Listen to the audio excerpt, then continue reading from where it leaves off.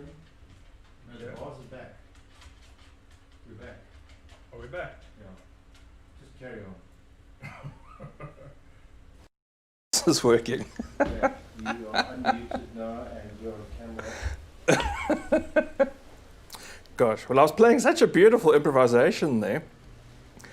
I don't know if it's happening. So I'm not sure. We are still struggling. So good evening. Hello to everybody. This is December the 16th, Wednesday. This is Piano Hour and a very special session, which has already got off to a rather calamitous start. We've lost sound apparently, so our computers already failed once again.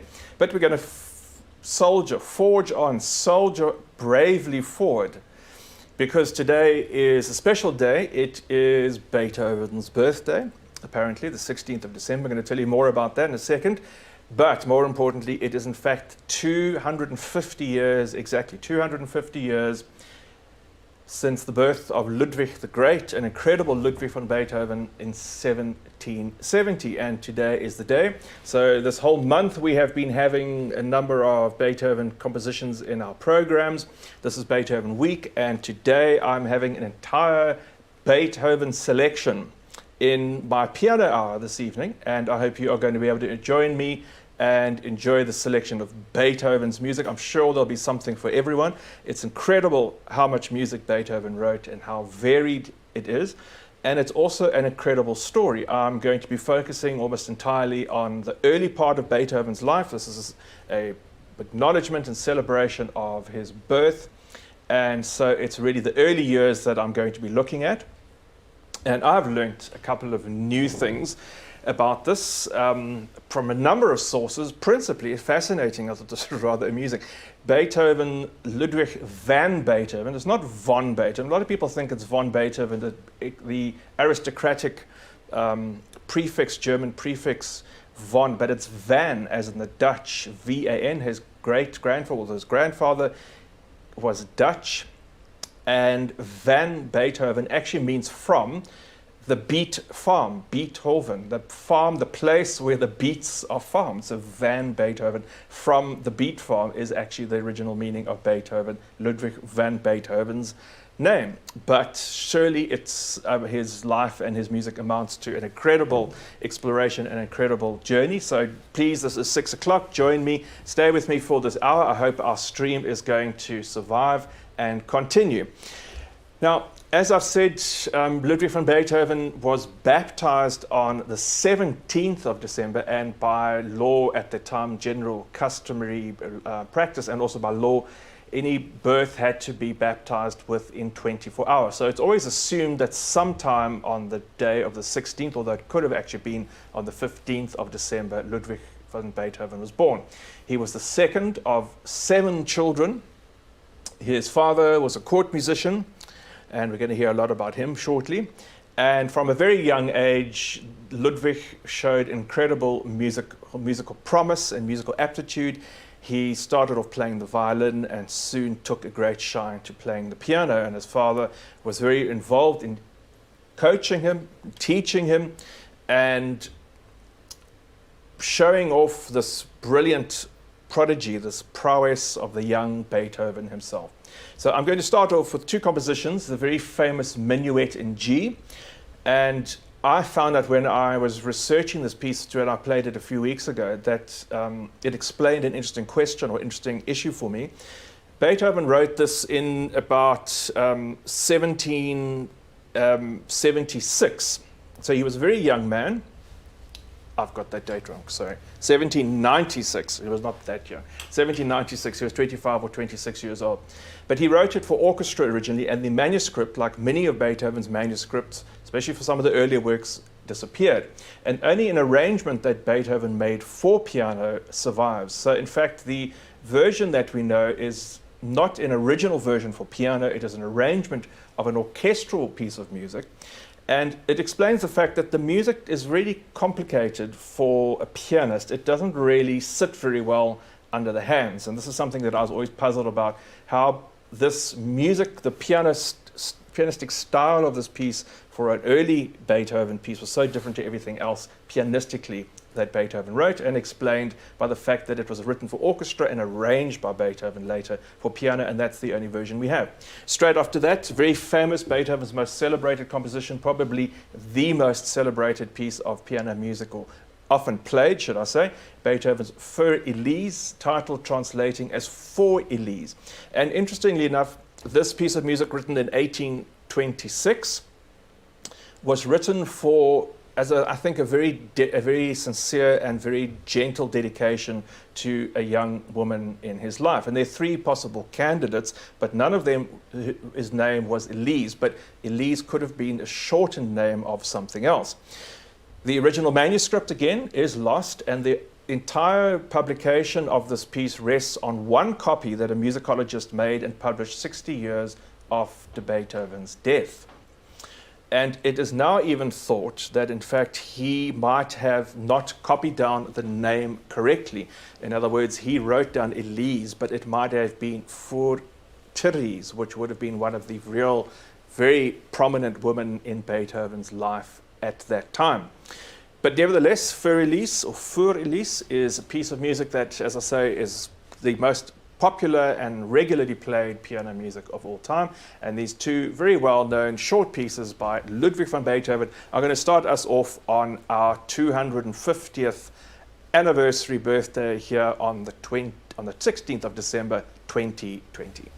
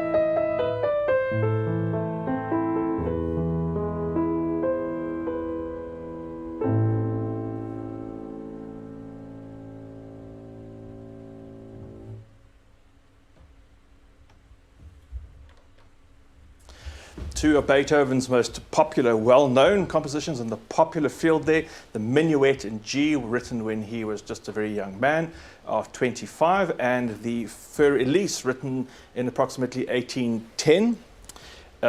Also for a young woman, apparently Elise, a shortened name of someone. We're still trying to figure out who this might have been, but certainly a very gentle and a very loving and beautiful. What an incredible piece of music. I mean, we hear this so often played supermarkets, on our cell phones, just surrounded by it.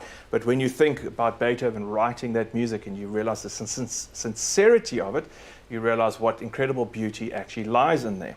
I'm going to carry on now with a selection of sonatas. So I'm focusing on a number of movements from the 32 piano sonatas, playing single movements here and there. I know it's not generally done. One always likes to hear the complete work, a multi-movement sonata as Beethoven intended it, and I am going to end the program with a complete sonata. But to start off, I'm going to give you some insight and show you something of the development of Beethoven's pianistic style and how you'll see how these sonatas develop and the change, and his accomplishment as a composer and his confidence grows, and actually at an incredibly quick rate.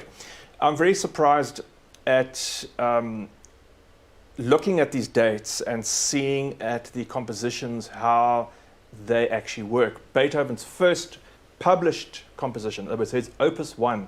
He waited apparently a very long time to publish 3 trios. These are trios, 3 separate compositions for violin, cello, and piano as his Opus 1. He was very famous at the time, and he realized that in fact the longer he waited, the more his fame would grow in Vienna, and he would earn more. And the more the public were waiting for his first opus, the more interest there would be. And certainly, apparently, this happened.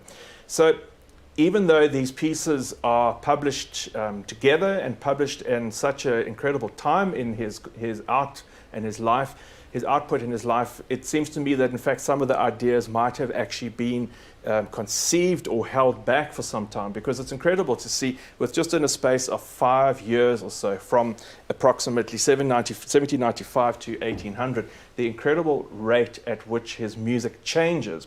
And the other thing about looking at these dates and how Beethoven worked, from 1800, Beethoven died in 1827. And I've got myself into hot water. I've told the story before, when I was talking to a music group about how Beethoven was relatively old when he died.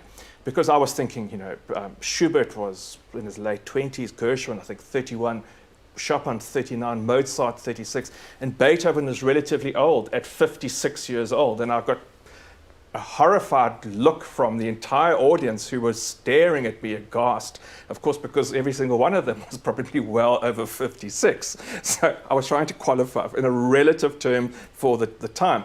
But what I'm coming to is that, in fact, from this point of 1800 to 1827, is that Beethoven is an incredibly busy composer. That is really from the bulk, where the bulk of his work comes from. His first opus, as I say, Opus 1, published at the age of 25.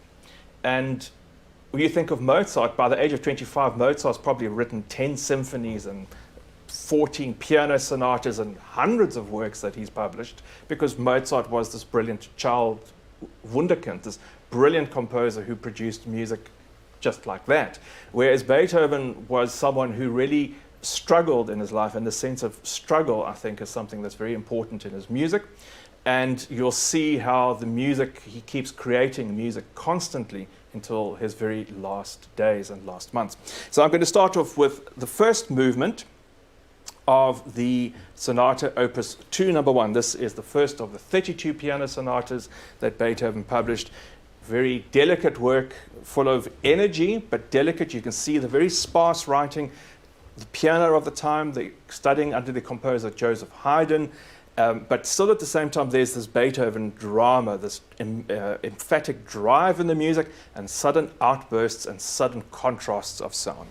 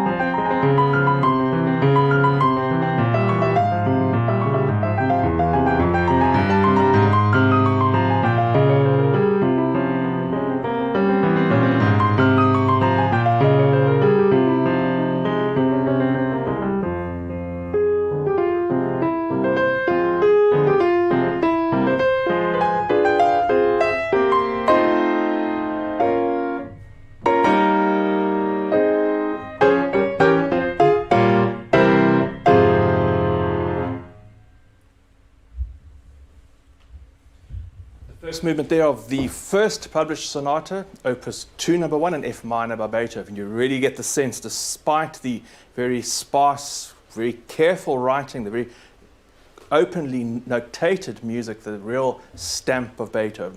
I'm going to move on to an extraordinary piece, the second movement now of the sonata, Opus 10, number 3.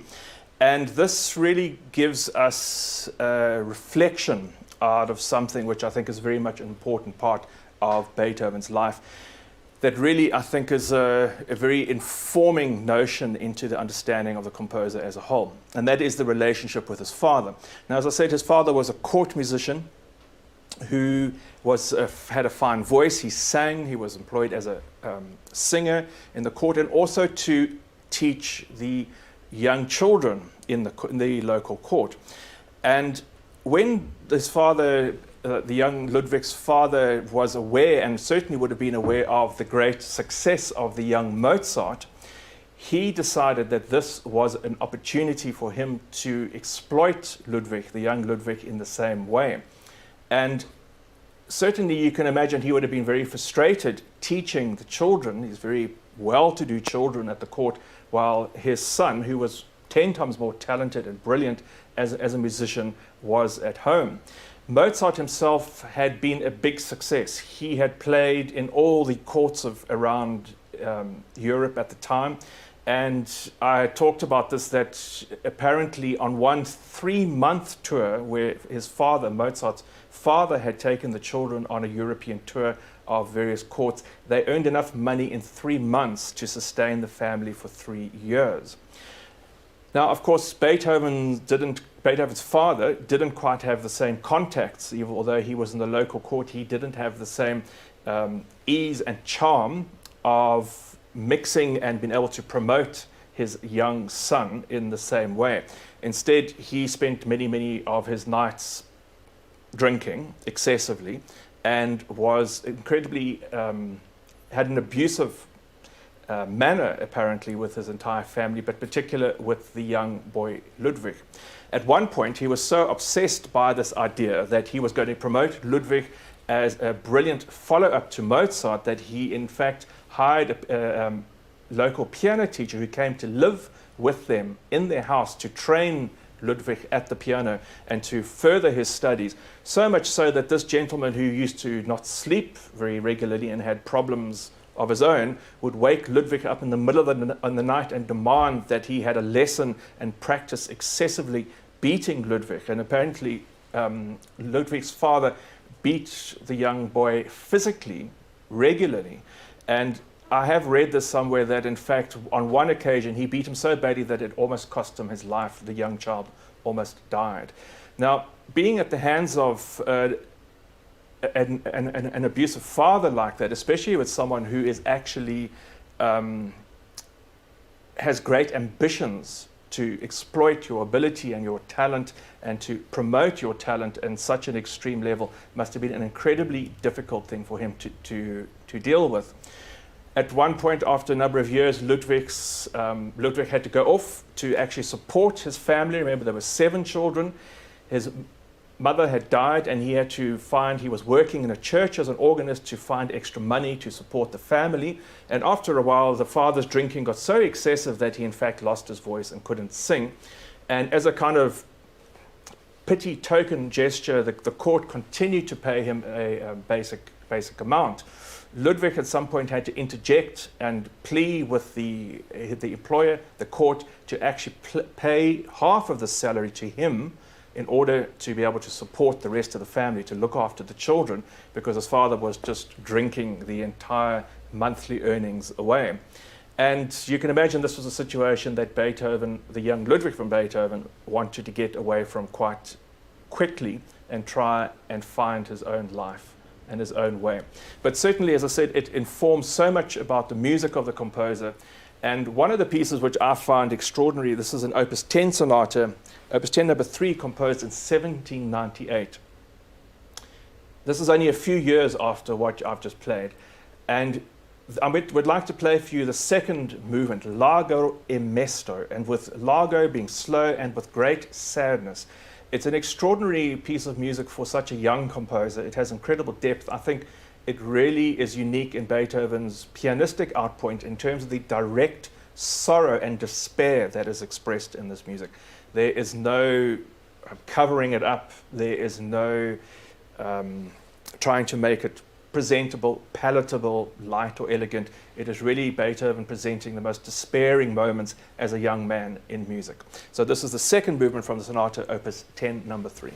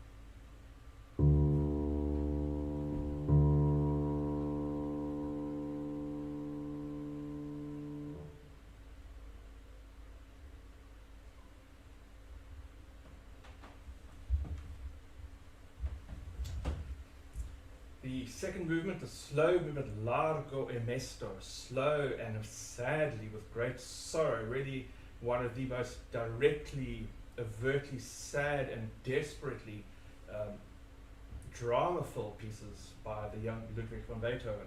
At Opus 10, as I say, still an early work composed in 1798. Now, also in 1798, Beethoven wrote a very dramatic sonata which he sent off to his publisher. The publisher came back and said, I'm so impressed with this piece, we must call it a grand sonata, pathétique, pathetic, that it is producing pathos into the music, such a new and dramatic and drama-filled idea. Now, I'm really wondering if I'm going to be running out of time. I've been over-ambitious in my choice of music for this evening, but I'm going to try and play both the first and the second movements for you now. I've played the second movement from the sonata quite regularly, and it's such a broad, richly scored, richly hued melody, but it actually makes such a different, takes on a different meaning and has such great sense when you hear it after the opening first movement. The first movement's such great contrast, slow, very heavy dramatic chords to start with, that contrast back and forward between this incredible rhythmic drive, this rumbling bass in the left hand that rattles away, and these musical figures that leap up with great tension into the air. It's a piece of music that I would like to play the entire three-movement sonata in the stream. The first movement is a piece of music that has cropped me up and really caused me great distress on many occasions, but I thought, well, this is Beethoven today, I'm going to have to give it a go and see. No matter how much I practice it, it always just seems like a complete muddle when I come to play. So here we go. This is the first movement and the second movement from the sonata, opus 13, the great sonata Pathétique, also composed in 1798 when Beethoven was just 27 years old.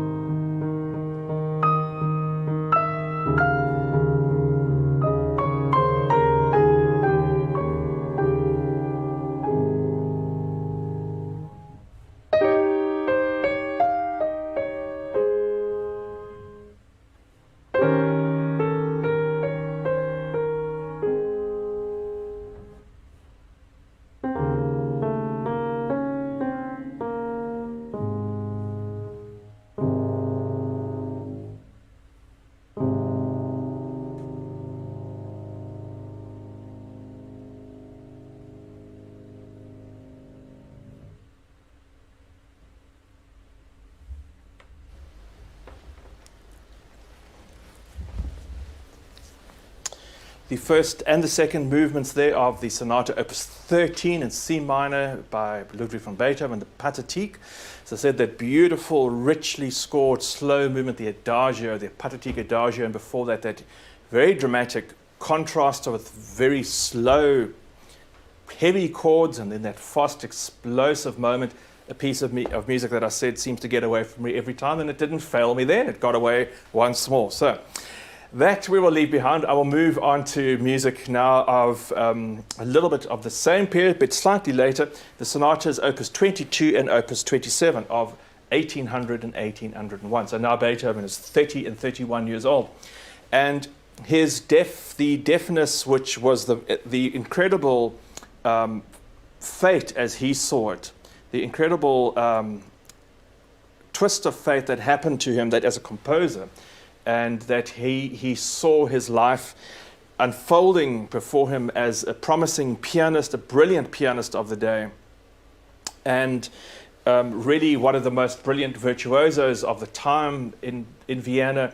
People were astounded by the depth of feeling in his playing and the incredible brilliance and absolute power and virtuosity, which was so new at the time and so groundbreaking. People were used to very much more elegant, refined, courtly manners, and Beethoven slightly boorish in this very aggressive, somewhat thick-set, stout young man sat down at the piano and attacked the piano with great feeling and also with great, incredible brilliance, physical brilliance. And at 26 years old, the first signs of his encroaching deafness really started to show. The whistling in his ears, the fact that he was losing his hearing completely, and these periods where he would absolutely hear nothing at all. And what I find so incredible is that, I mean, I don't know which would be worse, to lose your entire hearing overnight, completely, 100%, or in Beethoven's case, to lose it over a period of the next 20 or so years, gradually hearing less and less and less of what he was able to play and what he was able to write. So these two sonatas, the first of which is a very brilliant piece of music, a rarely played piece, Opus 22. I'm going to play the first movement from the sonata. It's a piece that I love, but it really shows that mature, the young man now, 30 years old, confident. He feels at this point, this is the best music that he's composed. He said the Sonata Opus 22 at that point was the best music that he had ever written. Perfect in every way, brilliant, concise and outgoing. It's a very, very exciting piece. And the second piece I'd like to play for you from immediately after that, the sonata, the first movement, Opus 27, number 2, which is the famous Moonlight Sonata. Now, this is the first movement, the very gentle introduction. It's almost a prelude to everything that happens. As I've said many times before, so many cases, Beethoven's music and what would have normally been the standard construction of the time, with the first movement of a multi-movement work would have been the dramatic piece full of all the working out and all the intellectual goings on. And Beethoven turns this on his head and moves that to the end of the sonata, to the last movement, so that the first movement in this case is a very gentle, restful piece of music. The Moonlight, not Beethoven's own title, but a critic, Ludwig Rellstab, several years later, said that it reminded him of the moonlight on the Lake Lucerne. And although some people say, well, this is absolute nonsense, why? It's got nothing to do with Beethoven. Why do we talk about moonlight? Beethoven didn't call it that. There are 32 piano sonatas, and I'm pretty sure that not many people are going to go around and say, I'm really fond of the 14th piano sonata in C-sharp minor, Opus 27, number 2. Instead, they'll remember, I heard this piece, Moonlight, of Beethoven, and I remember it, and it touched me deeply. So these names are useful. They might not be Beethoven's original ideas, but they are certainly useful in notating and denoting a particular piece of music which has touched so many for so many years. So this is the first movement of the Sonata Opus 22 and the first movement of the Sonata Opus 27, number 2.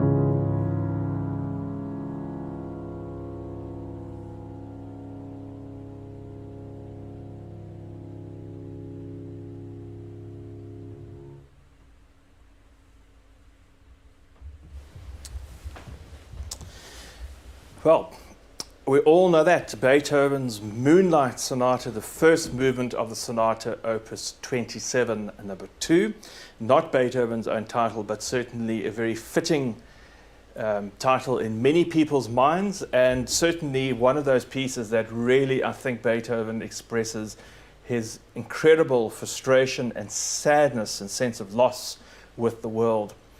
Not only for his life, his experiences as a very difficult childhood that he had, but certainly also for the fact that as a composer, he was expecting and expected to continue his life as a performer and as a composer, and what a terrible and unbelievable, cruel fate it was that he was losing his hearing. And before that, I began with the first movement of the Sonata, opus 22, one of the brilliant outgoing pieces that really show off his brilliance as a virtuoso pianist of the day, and a piece of music that he thought was his best up to that point. Now, in my original intentions, I had planned to play the sonata, the complete sonata, another full sonata, a 3 movement work for you now, but I think we're already gone 10 past 7 and our time for this evening session is up. So thank you for joining me. This is Christopher Duigan on our 250th anniversary of Beethoven's birth on December the 16th. This is in the year 2020, Beethoven born in 1770, and this is our Wednesday program. We have a great surprise for you in that tomorrow, 17th, Beethoven's baptism day, we have an extra live, well, not a live stream, we have an extra stream for you, which you will be able to see only at our website and our YouTube channel. It will not be on Facebook, unfortunately, unless I figure out how to do that. So it's a pre-recorded stream, but with Aristide Duplessis playing the cello Sonata number 2 in G minor. Very brilliant work, and also a very youthful and exuberant moment from the young Beethoven. I hope you've enjoyed this collection and the selection of music, which I've tried to detail something of the young composer's life, not his entire life, but really focusing on the early years, the birth of Beethoven, and it's certainly a reason to celebrate the incredible music which he has contributed to us. Thank you to Barry for our technical support this evening. And I'm going to play out with a little improvisation, hopefully, which is just going to while away the mood and just gently cleanse after that very intense music. It's very difficult to play a whole hour and a half of Beethoven, I can tell you that. It's like really living in Beethoven's mind and getting into his fingers and into his head. Thank you for joining us. If you are able to contribute and support us, please do at our website or follow the QR code, which is probably on your screen now. Look after yourself. See you tomorrow and stay well.